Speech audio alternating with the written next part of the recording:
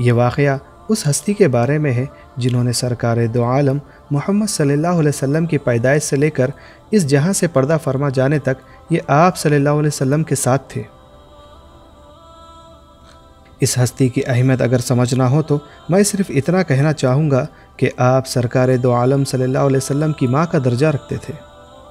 آپ کا پیارا وہ خوبصورت نام برکہ بنت ثعلبہ ہے اور آپ ام ایمن کے نام سے بھی جانے جاتے ہیں۔ جیسا کہ یہ واقعہ ام ایمن کے بارے میں ہے تو ہم صرف آپ اور آپ کے اہل خانہ کے بارے میں ہی بتا کر اپنی بات مکمل کر سکتے ہیں، لیکن اگر ہم آپ کی شروعاتی زندگی کیسے گزری اس کے بارے میں جانیں گے تو ہمیں پتہ چلے گا کہ آپ کی زندگی کا ایک بہت بڑا حصہ آپ صلی اللہ علیہ وسلم کی دیکھ بھال و پرورش میں کیسے گزرا، اور یہ بھی کہ ام ایمن کیسے آپ صلی اللہ علیہ وسلم کے لیے ایک ماں کا درجہ رکھتے تھے۔ ہم واضح طور پر نہیں جانتے کہ نوجوان حبشی لڑکی مکہ مکرمہ میں فروخت ہونے کے لیے کیسے پہنچی۔ ہم ان کی جڑیں نہیں جانتے، یعنی آپ کے آباء و اجداد کے بارے میں۔ آپ کی طرح بہت سے لڑکے اور لڑکیاں عرب اور غیر عرب تھے جنہیں پکڑ کر شہر کے غلام بازار میں بیچنے کے لیے لایا گیا۔ ایک خوفناک انجام کچھ ایسے لوگوں کا انتظار کر رہا تھا جو ظالم آقاؤں یا مالکین کے ہاتھوں ختم ہو گئے، جنہوں نے اپنی محنت کا بھرپور استحصال کیا اور ان بچوں یا واضح طور پر کہیں تو ان غلاموں کے ساتھ انتہائی سختی کا برتاؤ کیا۔ اس غیر انسانی ماحول میں چند لوگ زیادہ خوش قسمت تھے، انہیں زیادہ شریف اور خیال رکھنے والے لوگوں کے گھروں میں لے جایا گیا۔ برکہ بنت ثعلبہ سب سے زیادہ خوش نصیبوں میں سے ایک تھی۔ انہیں عبد المطلب کے بیٹے رحم دل شخص جناب عبداللہ اور آپ کے بھائی فیاض نے بچایا۔ جناب عبداللہ یعنی آپ صلی اللہ علیہ وسلم کے والد محترم، وہ آپ کے گھر میں ایک لوتی باندی بن گئی، اور جب جناب عبداللہ کی شادی بی بی آمنہ کے ساتھ ہوئی تو برکہ بنت ثعلبہ بی بی آمنہ کے ساتھ ان کے معاملات بھی دیکھتی تھی۔ جناب عبداللہ کی شادی کے 2 ہفتے بعد برکہ بنت ثعلبہ کے مطابق عبداللہ کے والد ان کے گھر آئے اور اپنے بیٹے کو ایک تجارتی قافلے کے ساتھ جانے کی ہدایت کی جو ملک شام کی طرف روانہ ہو رہا تھا۔ بی بی آمنہ سخت غمگین تھی اور رو پڑی اور کہنے لگی، کتنا عجیب، میرا شوہر شام کے تجارتی سفر پر کیسے جا سکتا ہے جبکہ میں ابھی دلہن ہوں اور میرے ہاتھوں پر مہندی کے نشان باقی ہے۔ جناب عبداللہ کی رخصتی دل دہلا دینے والی تھی۔ آپ کے غم میں بی بی آمنہ بے ہوش ہو گئیں۔ آپ کے جانے کے فوراً بعد برکہ بنت ثعلبہ نے کہا، جب میں نے آمنہ کو بے ہوش دیکھا تو میں نے پریشانی اور درد سے چلایا، اے میری خاتون۔ پھر جب بی بی آمنہ نے آنکھیں کھولی اور چہرے پر آنسو بہاتے ہوئے میری طرف دیکھا اور بڑی مایوسی کے ساتھ مجھ سے کہا، برکہ مجھے بستر پر لے چلو۔ بی بی آمنہ کئی دنوں تک بستر پر پڑی رہیں۔ آپ نے کسی سے بات نہیں کی۔ آپ نے عبد المطلب کے علاوہ ان کی عیادت کرنے والے کسی کی طرف بھی نہیں دیکھا۔ جناب عبداللہ کے جانے کے 2 ماہ بعد بی بی آمنہ نے ایک صبح فجر کے وقت مجھے بلایا اور آپ کا چہرہ خوشی سے چمک رہا تھا۔ آپ نے مجھ سے کہا، اے برکہ، میں نے ایک عجیب خواب دیکھا ہے۔ تو برکہ نے کہا، کچھ اچھا ہے میری خاتون؟ پھر بی بی آمنہ نے کہا، میں نے اپنے پیٹ سے آنے والی روشنیوں کو دیکھا جو مکہ کے ارد گرد پہاڑیاں اور وادیوں کو روشن کر رہی تھی۔ برکہ نے پوچھا کہ کیا آپ حاملہ محسوس کر رہی ہیں میری خاتون؟ بی بی آمنہ نے جواب دیا، ہاں برکہ، لیکن مجھے کوئی تکلیف محسوس نہیں ہوتی جیسا کہ دوسری خاتون محسوس کرتی ہیں۔ تو برکہ نے کہا، آپ ایک بابرکت بچے کو جنم دو گے جو نیکی لائے گا۔ جب تک جناب عبداللہ دور رہے بی بی آمنہ اداس رہی۔ برکہ آپ کے پاس ہی رہ کر آپ کو تسلی دینے اور آپ سے باتیں کر کے اور کہانیاں سنا کر آپ کو خوش کرنے کی کوشش کرتی رہیں۔ تاہم آمنہ اس وقت اور زیادہ پریشان ہو گئی جب عبد المطلب نے آ کر انہیں بتایا کہ انہیں اپنا گھر چھوڑ کر پہاڑوں کی طرف جانا پڑے گا، جیسا کہ دوسرے مکہ والے اپنے بچاؤ کے لیے پہاڑوں کی طرف جا رہے تھے، کیونکہ یمن کے حکمراں ابراہہ اپنی فوجی لشکر کے ساتھ مکہ شہر پر حملہ کرنے کی غرض سے آ رہا تھا۔ بی بی آمنہ نے بتایا کہ وہ پہاڑوں کی طرف روانہ ہونے کے لیے بہت غمگین اور کمزور ہے، لیکن آپ نے پورے یقین کے ساتھ اصرار کیا کہ ابرہہ کبھی بھی مکے میں داخل نہیں ہو سکتا اور کعبے کو تباہ نہیں کر سکتا، کیونکہ اس کی حفاظت رب کی طرف سے تھی۔ عبد المطلب بہت گھبرا گئے، لیکن بی بی آمنہ کے چہرے پر خوف کا کوئی نشان نہیں تھا۔ آپ کا یہ اعتماد کہ خانہ کعبہ کو نقصان نہیں پہنچے گا اچھی طرح سے قائم تھا کہ ابرہہ کا لشکر مکے میں داخل ہونے سے پہلے ہی اللہ کے حکم سے ابابیل کے ذریعے تباہ ہو گیا۔ بہرحال برکہ بنت ثعلبہ دن رات بی بی آمنہ کے پاس رہتی تھی۔ آپ نے کہا، میں بی بی آمنہ کے بستر کے دامن میں سوتی تھی اور رات کو آپ کے شوہر جناب عبداللہ کے لیے آپ کی تڑپ اور فکر کی آہیں سنتی تھی۔ آپ کی آہیں مجھے بیدار کرتی تھی اور میں بی بی آمنہ کو تسلی اور ہمت دینے کی کوشش کرتی تھی۔ شام سے قافلے کا پہلا حصہ واپس آیا اور مکہ مکرمہ کے تجارتی خاندانوں نے اس کا پرجوش استقبال کیا۔ برکہ چھپ چھپ کر عبد المطلب کے گھر گئیں تاکہ جناب عبداللہ کا حال معلوم کر سکے، لیکن ان کی کوئی خبر نہ تھی۔ وہ بی بی آمنہ کے پاس واپس چلی گئیں، لیکن انہیں وہ کچھ نہیں بتایا جو آپ نے دیکھا یا سنا تھا، تاکہ انہیں تکلیف نہ ہو۔ آخر کار سارا قافلہ واپس آ گیا، لیکن جناب عبداللہ قافلے کے ساتھ نہیں تھے۔ بعد میں برکہ عبد المطلب کے گھر پر تھی جب یثرب سے خبر آئی کہ جناب عبداللہ فوت ہو گئے۔ آپ نے کہا، جب میں نے یہ خبر سنی تو میں چیخ پڑی۔ مجھے نہیں معلوم کہ اس کے بعد میں نے کیا کیا، سوائے اس کے کہ میں چیختے ہوئے آمنہ کے گھر بھاگی، اس شخص کے لیے روتی ہوئی جو کبھی واپس نہیں آئیں گے، اس پیارے کے لیے ماتم کرتی ہوئی جس کا ہم انتظار کر رہے تھے، مکہ کے خوبصورت ترین نوجوان عبداللہ کے لیے، قریش کے فخر کے لیے۔ جب بی بی آمنہ نے دردناک خبر سنی تو وہ بے ہوش ہو گئیں اور میں آپ کے پلنگ کے پاس رہی جبکہ وہ زندگی اور موت کے درمیان میں تھی۔ بی بی آمنہ کے گھر میں میرے علاوہ کوئی نہیں تھا۔ میں نے دن اور راتوں میں آپ کی دیکھ بھال کی، یہاں تک کہ آپ نے اپنے بچے محمد کو جنم دیا، ایک ایسی رات جس میں آسمان خدا کے نور سے منور تھا۔ جب محمد کی پیدائش ہوئی تو برکہ نے سب سے پہلے آپ کو اپنے باہوں میں پکڑا۔ ان کے دادا آئے اور انہیں کعبہ لے گئے اور تمام مکہ والوں کے ساتھ ان کی ولادت کا جشن منایا۔ برکہ بی بی آمنہ کے ساتھ رہیں جبکہ محمد کو بی بی حلیمہ کے ساتھ بدیہ میں بھیج دیا گیا، جو کھلے صحرا کے خوشگوار ماحول میں ان کی دیکھ بھال کرتی تھی۔ 5 سال کے اختتام پر آپ کو مکہ واپس لایا گیا اور بی بی آمنہ نے شفقت اور محبت کے ساتھ آپ کا استقبال کیا، اور برکہ نے بھی خوشی، آرزو اور تعریف کے ساتھ ان کا استقبال کیا۔ جب محمد 6 سال کے تھے تو ان کی والدہ نے یثرب میں اپنے شوہر جناب عبداللہ کی خبر پر جانے کا فیصلہ کیا۔ برکہ اور عبد المطلب دونوں نے آپ کو منانے کی کوشش کی، تاہم بی بی آمنہ پرعزم تھی۔ چنانچہ ایک صبح وہ روانہ ہوئے۔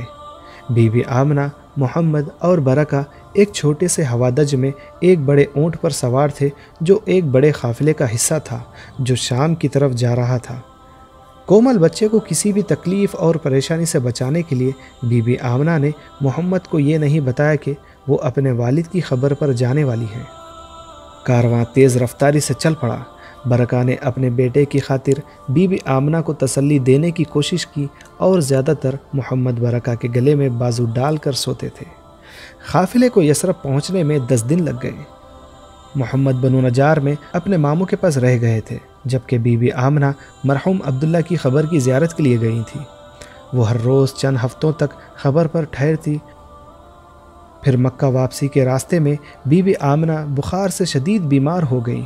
یثرب اور مکے کے درمیان آدھے راستے میں ایک مقام پر جس کا نام الابوا ہے، وہ وہاں رک گئے۔ بی بی آمنہ کی طبیعت تیزی سے بگڑتی گئی۔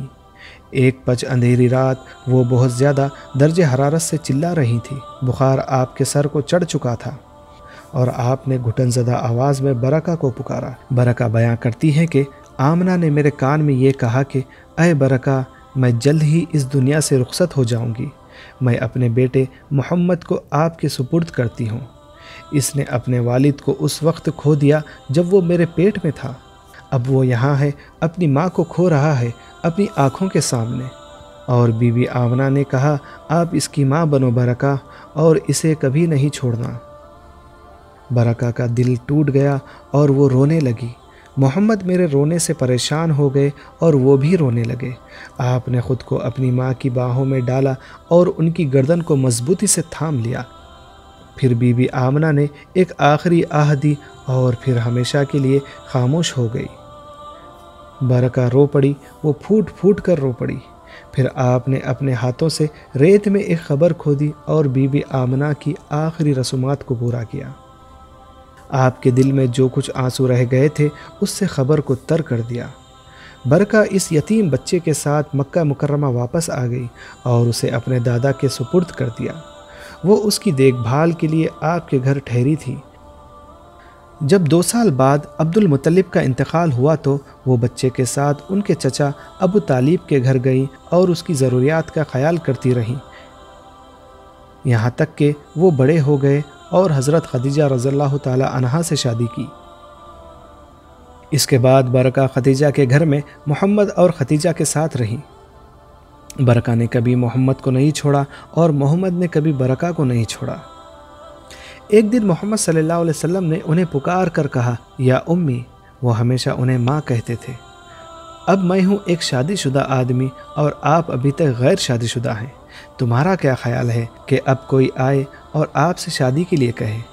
برکہ نے محمد کی طرف دیکھا اور کہا میں تمہیں کبھی نہیں چھوڑوں گی، کیا ماں اپنے بیٹے کو چھوڑ دیتی ہے؟ محمد مسکرا کر آپ کا سر چومے۔ آپ نے اپنی بیوی خدیجہ کی طرف دیکھا اور آپ سے کہا یہ برکہ ہے، یہ میری اپنی ماں کے بعد میری ماں کا درجہ رکھتی ہے، وہ میرے خاندان کے باقی افراد ہیں۔ برکہ نے خدیجہ کی طرف دیکھا جنہوں نے آپ سے کہا برکہ آپ نے محمد کی خاطر اپنی جوانی قربان کر دی ہے، اب وہ آپ پر اپنی کچھ ذمہ داریاں ادا کرنا چاہتے ہیں، میری اور محمد کی خاطر بڑھاپے سے پہلے شادی کرنے پر راضی ہو جاؤ۔ برکہ نے پوچھا میں کس سے شادی کروں؟ تو آپ کو بتایا گیا کہ یثرب کے قبیلے خزرج سے تعلق رکھنے والے عبید بن زید یہاں ہیں، وہ ہمارے پاس آپ سے شادی کا ہاتھ مانگنے آئے ہیں۔ خدیجہ نے کہا میری خاطر انکار نہ کرنا۔ برکہ نے اتفاق کیا، پھر آپ نے عبید بن زید سے شادی کی اور ان کے ساتھ یثرب چلی گئیں۔ وہاں آپ کو ایک بیٹا ہوا جسے آپ نے ایمن نام دیا، اور اس وقت سے لوگ آپ کو ایمن کی ماں یعنی ام ایمن کہنے لگے۔ لیکن آپ کی شادی زیادہ دیر تک نہ چل سکی۔ کچھ عرصے بعد آپ کے شوہر کا انتقال ہو گیا اور وہ ایک بار پھر مکہ واپس آئیں تاکہ اپنے بیٹے محمد کے ساتھ خدیجہ کے گھر میں رہ سکے۔ اس وقت یہ تمام لوگ ایک ہی گھرانے میں رہ رہے تھے، علی ابن ابی طالب، ہند خدیجہ کی بیٹی آپ کے پہلے شوہر کی طرف سے، اور زید بن حارثہ۔ ہم زید بن حارثہ کے بارے میں تھوڑی سی تفصیلات بتا دیتے ہیں تاکہ ہمیں ان کے بارے میں کچھ معلومات ہو جائے، کیونکہ ان کا بھی اس واقعے میں ایک اہم کردار ہے۔ دراصل زید بن حارثہ قبیلہ کلب کے ایک عرب لڑکے تھے جسے پکڑ کر مکہ لایا گیا تاکہ غلاموں کی منڈی میں فروخت کیا جائے۔ ایک مرتبہ وہ اپنی والدہ کے ساتھ ان کے خاندان کے دورے پر گئے۔ جب وہ قبیلے مان کے ساتھ رہ رہے تھے تو خین قبیلے کے گھوڑ سواروں نے ان کے خیموں پر چڑھائی کر دی اور زید کو اغوا کر لیا۔ کیونکہ اس وقت زید بن حارثہ عمر میں اتنے چھوٹے تھے کہ اس عمر میں ان کو کسی کا نوکر یا غلام بنایا جا سکتا تھا۔ وہ انہیں عکاظ کے بازار میں لے گئے اور آپ کو 400 دینار میں غلام بنا کر بیچ دیا۔ زید کے گھر والوں نے ان کو بہت تلاش کیا لیکن ان کی ساری کوششیں ناکام ہوئی۔ زید بن حارثہ کے بارے میں کہا جاتا ہے کہ وہ محمد صلی اللہ علیہ وسلم سے 10 سال چھوٹے تھے۔ تو یہ تھی بنیادی تفصیلات حضرت زید بن حارثہ رضی اللہ تعالی عنہ کے بارے میں۔ اور اب ہم ہمارے اصل واقعے پر واپس آتے ہیں۔ جب زید بن حارثہ کو پکڑ کر مکہ لایا گیا تاکہ غلاموں کی منڈی میں فروخت کیا جائے، انہیں حضرت خدیجہ رضی اللہ تعالی عنہا کے بھتیجے نے خرید لیا اور ان کی خدمت میں لگا دیا۔ حضرت خدیجہ رضی اللہ تعالی عنہا کے گھرانے میں زید محمد صلی اللہ علیہ وسلم سے منسلک ہو گئے اور خود کو ان کی خدمت کے لیے وقف کر دیا۔ ان کا رشتہ باپ بیٹے جیسا تھا۔ در حقیقت جب زید کے والد ان کی تلاش میں مکہ آئے تو محمد صلی اللہ علیہ وسلم نے زید کو اپنے والد کے ساتھ جانے یا ان کے ساتھ رہنے کا اختیار دے دیا۔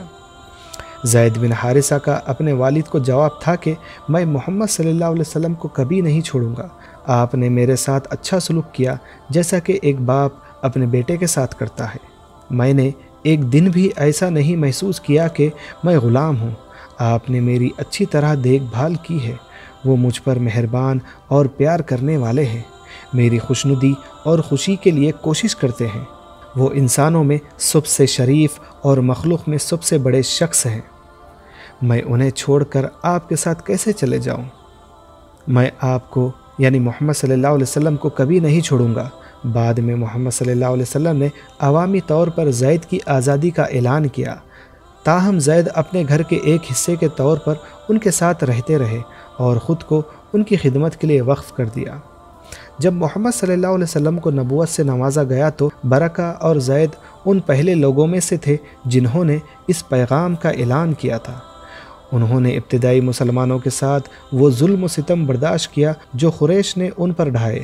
برکہ اور زید نے رسول اللہ صلی اللہ علیہ وسلم کے مقصد کے لیے انمول خدمات انجام دیے۔ انہوں نے خود کی جان کو خطرے میں ڈال کر قریش کے ظلم و ستم اور عذاب کو سہتے تھے تاکہ مشرکین کے منصوبوں اور سازشوں کے بارے میں معلومات حاصل کر سکیں۔ ایک رات مشرکین نے ایوان ارقم کی طرف جانے والی سڑکیں بند کر دی، جہاں نبی پاک صلی اللہ علیہ وسلم نے اپنے اصحاب کو باقاعدگی سے جمع کیا تاکہ انہیں اسلام کی تعلیمات سکھائیں۔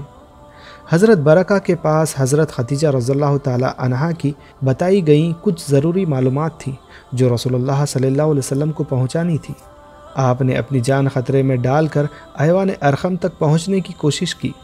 جب آپ نے آ کر نبی پاک صلی اللہ علیہ وسلم کو پیغام پہنچایا تو آپ صلی اللہ علیہ وسلم مسکرائے اور فرمایا، تم مبارک ہو ام ایمن، یقیناً تمہارا جنت میں مقام ہے۔ جب ام ایمن چلی گئیں تو رسول اللہ صلی اللہ علیہ وسلم نے اپنے ساتھیوں کی طرف دیکھا اور فرمایا، اگر تم میں سے کوئی جنتی عورت سے شادی کرنا چاہے تو وہ ام ایمن سے شادی کرے۔ تمام صحابہ خاموش رہے اور ایک لفظ بھی نہ کہا۔ ام ایمن نہ خوبصورت تھی اور نہ پرکشش، وہ اب 50 سال کی ہو چکی تھی اور کافی کمزور لگ رہی تھی۔ حضرت زید بن حارثہ رضی اللہ تعالی عنہ آگے آئے اور کہا، اللہ کے رسول، میں ام ایمن سے شادی کروں گا، اللہ کی قسم وہ حسن و جمال والی عورتوں سے بہتر ہے۔ زید اور ام ایمن کی شادی ہوئی اور ان کو ایک بیٹا ہوا جس کا نام انہوں نے اسامہ رکھا۔ رسول اللہ صلی اللہ علیہ وسلم اسامہ کو اپنے بیٹے کی طرح پیار کرتے تھے، اکثر وہ ان کے ساتھ کھیلتے، انہیں پیار سے چومتے اور انہیں اپنے ہاتھوں سے کھلاتے تھے۔ صحابہ فرماتے ہیں کہ وہ محبوب کا پیارا بیٹا ہے۔ اسامہ بچپن ہی سے اسلام کی خدمت میں ممتاز تھے اور بعد میں رسول اللہ صلی اللہ علیہ وسلم نے انہیں بھاری ذمہ داریاں سونپی تھیں۔ جب نبی پاک صلی اللہ علیہ وسلم نے یثرب کی طرف ہجرت کی جو اب مدینہ کے نام سے جانا جاتا ہے تو آپ نے ام ایمن کو اپنے گھر کے کچھ خاص امور کی دیکھ بھال کے لیے مکہ میں ہی چھوڑ دیا۔ بالآخر وہ اپنی ذمہ داریاں پوری فرما کر خود ہی مدینہ ہجرت کر گئیں۔ آپ نے صحرائی اور پہاڑی خطوں سے لمبا اور مشکل سفر پیدل طے کیا۔ اس وقت بہت شدید گرمی تھی اور ریت کے طوفانوں نے راستے کو دھندلا کر رکھا تھا، لیکن وہ ثابت قدم رہی۔ محمد صلی اللہ علیہ وسلم کے لیے ان کی گہری محبت اور لگاؤ کی وجہ سے خدا ان پر رحمت نازل فرمائے۔ جب وہ مدینہ منورہ پہنچی تو ان کے پاؤں میں زخم اور سوجن تھی اور چہرہ ریت اور مٹی سے ڈھکا ہوا تھا۔ نبی پاک صلی اللہ علیہ وسلم نے انہیں دیکھ کر فرمایا، یا ام ایمن، یا امی، بے شک آپ کے لیے جنت میں جگہ ہے۔ رسول اللہ صلی اللہ علیہ وسلم نے حضرت برکہ کے چہرے اور آنکھوں کو صاف کیا، ان کے پیروں کی مالش کی اور اپنے مبارک اور نرم ہاتھوں سے ان کے کندھوں کو صاف کیا۔ مدینے میں ام ایمن نے مسلمانوں کے معاملات میں اپنا بھرپور کردار ادا کیا۔ جنگ احد میں سپاہیوں کو پانی تقسیم کیا اور زخمیوں کی عیادت کی۔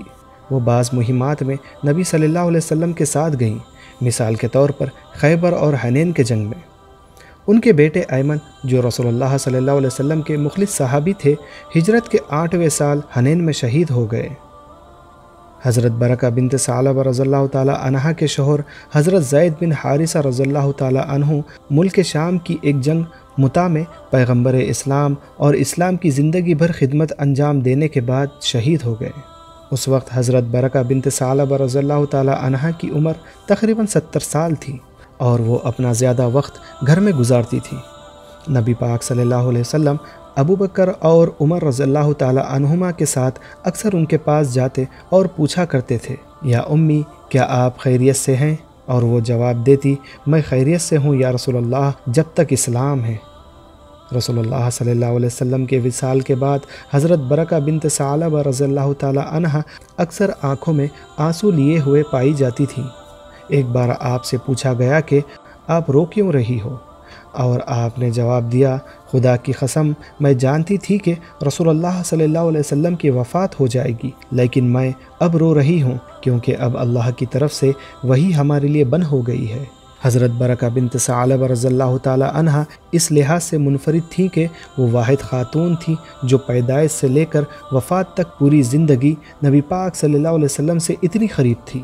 ان کی زندگی رسول اللہ صلی اللہ علیہ وسلم کے گھر میں بے لوث خدمت تھی۔ وہ عظیم، شریف اور خیال رکھنے والے نبی کی ذات سے گہری عقیدت رکھتی تھی۔ سب سے بڑھ کر یہ کہ دین اسلام سے ان کی عقیدت مضبوط اور غیر متزلزل تھی۔ حضرت عثمان رضی اللہ تعالیٰ عنہ کے دور خلافت میں وہ اس دنیا سے پردہ فرما گئی۔ جیسا کہ واقعے کے شروعات میں بتایا گیا کہ ان کی جڑیں معلوم نہیں تھی، لیکن جنت میں ان کی جگہ یقینی تھی۔ اللہ پاک سے دعا ہے کہ ہمیں کہنے سننے سے زیادہ عمل کی توفیق دے اور ہماری زندگی کو دین اسلام کی خدمت کے لیے قبول فرمائے، آمین۔ پیارے دوستوں، آپ کو ہماری ویڈیو اچھی لگے تو اسے لائک، کامنٹ اور اپنے دوست و احباب کے ساتھ ضرور شیئر کریں، اور آپ کو مناسب لگے تو ہمارے چینل جسٹ وائب کو سبسکرائب بھی کریے اور ساتھ ہی بیل آئیکن پر کلک کریں تاکہ ہماری اگلی ویڈیو کی نوٹیفیکیشن آپ تک پہنچ سکے۔ جزاک اللہ، دعاؤں کی خاص گزارش۔ اللہ حافظ۔